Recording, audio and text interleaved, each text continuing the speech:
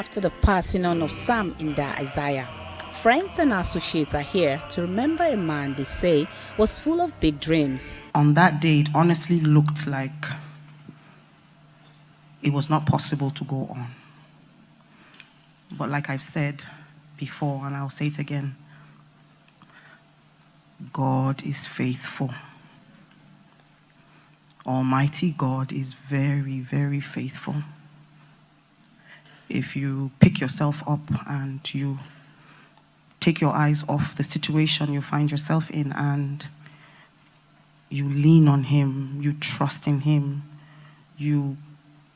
this is not about casting your burdens. You yourself, you become the burden. You throw yourself at His mercy. He sorts you out, issue by issue, emotion by emotion, sorrow by sorrow, cry by cry. He sorts you out daily. Sam did not die in vain. The lives he touched, the processes he changed, the downtrodden that he uplifted, the advice he gave for the good of the country, and even the comfort he provided for those that have lost hope are already speaking for him. His ideas, his thoughts have always been for the interest of the country.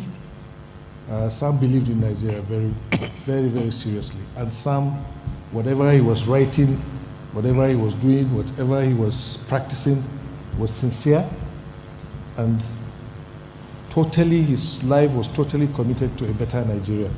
In memory of one of the most celebrated Nigerian columnists, this panel discussed some of the big dreams Nda Isaiah had for Nigeria and his passion for a better country.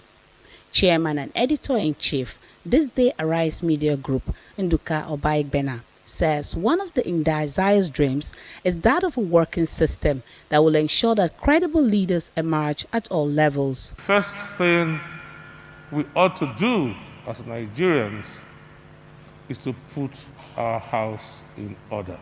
We have gone through a lot in the last 62 years, and we are at the threshold of a new century.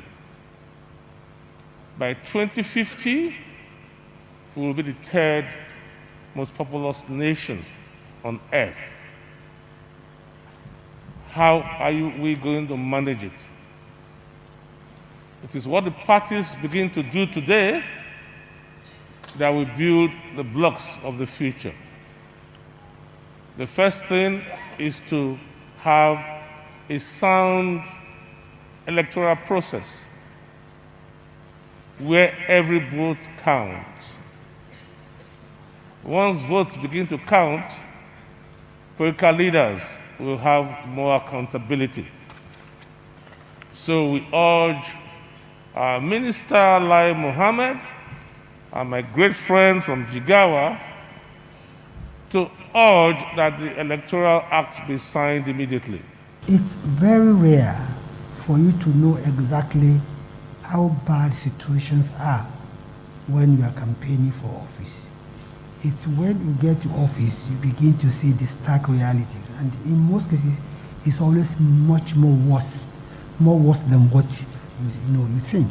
Wife of the President, Aisha Buhari, wants Nigerians to emulate the good works of Sam Nda Isaiah and urges his associates to ensure his legacies are immortalized. We will remember him not only because we love him, but also because of how he lived his life and the many ways he impacted our lives positively.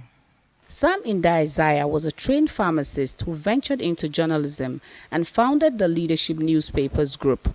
He was a philanthropist who held the traditional title Kakaki Nupe for his humanitarian works. He passed on last year at the age of 58.